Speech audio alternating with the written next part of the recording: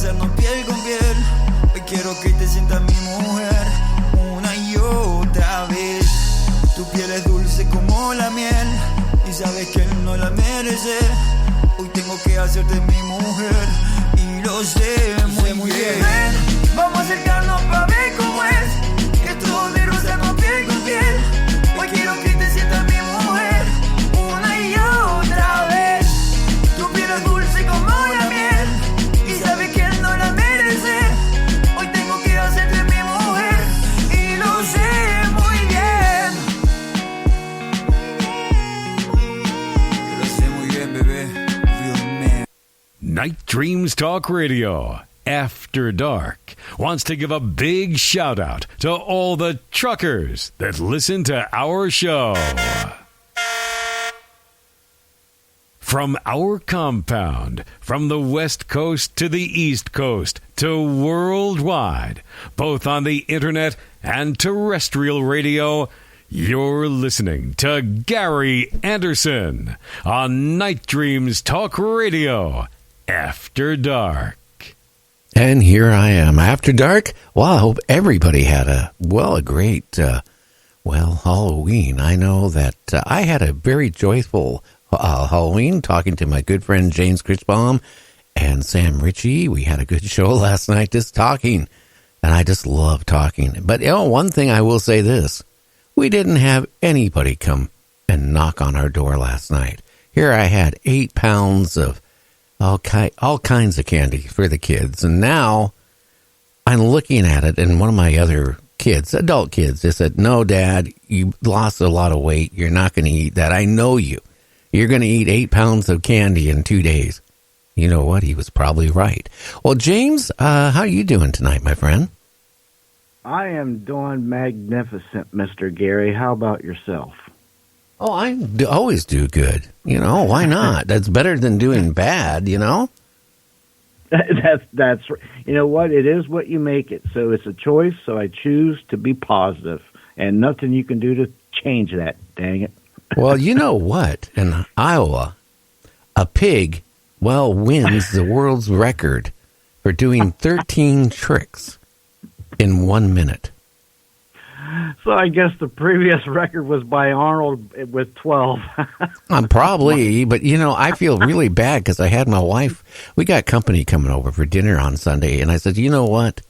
Don't go for making a big, huge dinner. Just go get a ham, get some potato salad, and make some mashed potatoes. And if they don't like it, they can go to McDonald's." But you know what? I feel really guilty now because I was reading this article about pigs are actually smarter than dogs. Well, I don't know if they're smarter than dogs, but I know they're pretty close. I don't think they're smarter, but I mean, I don't know. What do I know? But what do you know? I'm reading it right here. Are you trying to say the person that wrote this for CNN doesn't know what they're talking about? And you do? Oh, well, in that case, it's got to be true because they said pigs are, but if they are smarter than a dog, well, I guess dogs will eat each other too if they've been out, in a pack for a long period of time. But I mean, pigs will eat anything. News break. Here's a news flash. You ever hear that slogan? It's a dog eat dog world. No, yeah. Never heard that one. Yes, I heard it. Well, I'm not that, You're not that young yet? No. Oh, Gary. Could you imagine in North Carolina, a guy, is digging on, he bought this property about 6 years ago, and there was old gold mines and stuff. I didn't even know there was gold mines in North Carolina, but what do I know? I'm just a talk show host. Anyway, he was digging. Now, this is miles away from any place that would have water on it. He finds a ship. It's like 33 feet wide and about 100 feet long under the ground. So he has the Army of engineers, Army engineers coming to take it out and dig it out, but they don't damage it. They're just curious. How could a ship be in the ground out in the middle of the woods, like 20, 30 miles away from the ocean? Kind of strange, isn't it? I got to tell you what, if that is a true story, that could be history changing, because I would love to know who it belongs to. You know, was it Vikings? Oh, Was no, it, no. This ship is only 100 years old, roughly. It's newer. Okay, so they know the age. But yeah, that is strange. Strange of a ship that big in the middle of the woods, buried. Buried, yeah. That is bizarre. That almost makes you think some kind of went through a time slip or something. Almost. That is bizarre.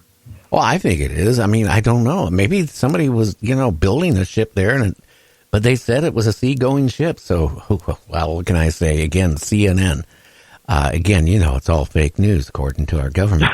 But also, do you know one of the top scientists today admitted that we are changing our weather by shooting high-powered laser up in the atmosphere, heating up the atmosphere. He actually admitted it. That wouldn't, in a way, that wouldn't surprise me because I do know maybe it messes with the ions and all kind of stuff up there. I mean, God only knows. I mean, if you think about it, we've only had laser technology at its peak to us maybe, 30, 40 years, if that. I mean, it gets more advanced every year, but we're pretty much in the infant stage of that stuff, so we really don't know. We don't know what could be the totality of the fallout from that stuff, and maybe that is one of the downfalls of it. I don't know. Maybe they're trying to slow down, what's going on to our climate by, trying to warm the atmosphere. I don't know what the results would be. I'm not a scientist, but I kind of felt something was going on years ago with HAARP and all this stuff, and now he admitted, yeah, we've been doing this for a while, heating up the atmosphere with high-powered laser. Didn't go into why, but other than we're trying to manipulate the weather. Maybe we're in deeper what than we actually even realize, and that's why they're trying to do this stuff to try to, keep us from going maybe into a mini ice stage, or. Yeah, it makes you really think, I'll tell you. And it's funny you mentioned that HAARP, because I got to tell you, when I first discovered that HAARP and did a lot of research on it, and I'm talking like in the 80s, late 80s, early 90s maybe, that is, that was potentially way more dangerous than any H-bomb or A-bombs, because you could, in theory, isolate the ions above a country and could cause all kind of havoc, give them cancer with the, all kind of things you could do. It was very dangerous stuff, and there's that whole big thing up there in Alaska. So, yeah, these scientists, Lord only knows what they're doing. We usually don't find out about it till later when they say, well, this or that, and then they don't tell you the whole story anyway. Oh, they don't. They never do. Can you believe a guy from Missouri was wearing a T-shirt that says, "Crime doesn't pay unless you get caught." And he got caught. He just got caught robbing a laundromat. Oh, boy. Was he wearing a shirt when he held it up? I wonder. Yeah, he was wearing a shirt that says, "It's not crime unless you get caught." That's what he wore. And he got caught right afterwards. I tell you, some of these people. I seen a video the other day. A guy goes in with a gun, goes to rob, pulls it out, and the gun goes out of his hand, lands on the counter, and falls on the other side of the counter, and the clerk picks it up. And he runs toward the door, but he runs right into the door and pretty much knocks himself out. It's like some people just aren't meant to be burglars. Oh, yeah. And in New Jersey, a woman sues a country club because a waiter, I guess, got upset with her and dumped some red wine over her purse. But my goodness. Her purse was worth $30,000. Wow, that must have been one of the most expensive jeweled purses there is, handcrafted by Picasso. I mean, to tell you, a $30,000 purse, that's wow. Well, rich people will get one-of-a-kind type of, special-made purses, and yeah, they can go crazy high, I know years ago, my wife was in a thrift store, and she found this purse, and she goes, oh my God, and she goes, I'm going to buy it, and I said, how much is it? And she goes, like $5. I said, that's ugly. Well, she turned around and took it somewhere and got like $300-400 for it instantly. It was it was one of those purses that knew it was like over $2,000 and some dollars. It just was a rare type of purse. So yeah, I believe it. Oh yeah, they're out there. I mean, my deceased wife, I remember going to Boston to that. I won't say the name, but they're very expensive. Very expensive, and it's amazing. And they make knockoffs that look just like them almost. But yeah, it doesn't surprise me. I got to say that I bet that bottle of Chardonnay turned out to be an expensive bottle for pouring into a $30,000 purse. I wonder if he got fired. No, I'm sure he would have got fired. And you talk about those knockoff purses. The difference is the knockoff ones will start splitting and and cracking, and because they're not made out of real leather. You have to really know that type of stuff because there is so much counterfeit on everything. I mean, everything nowadays. It's really funny. I mean, you got to watch it.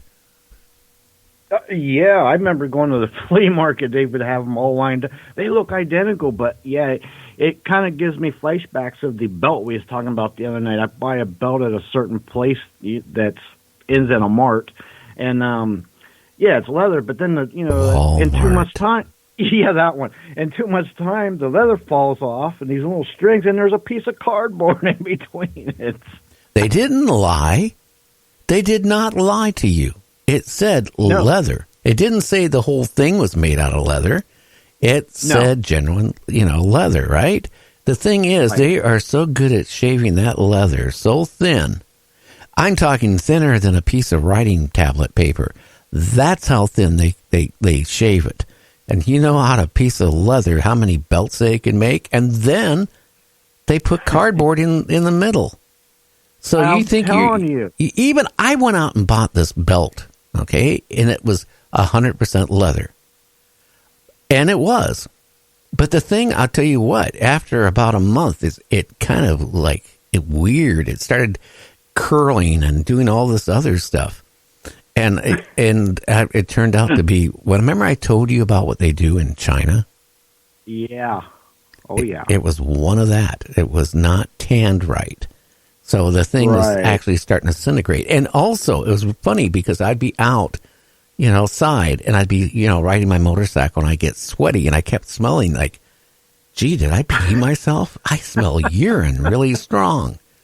And it would bother me. And then we would go in a bar, have a beer, and people, wouldn't want to sit next to me because it stunk like pee.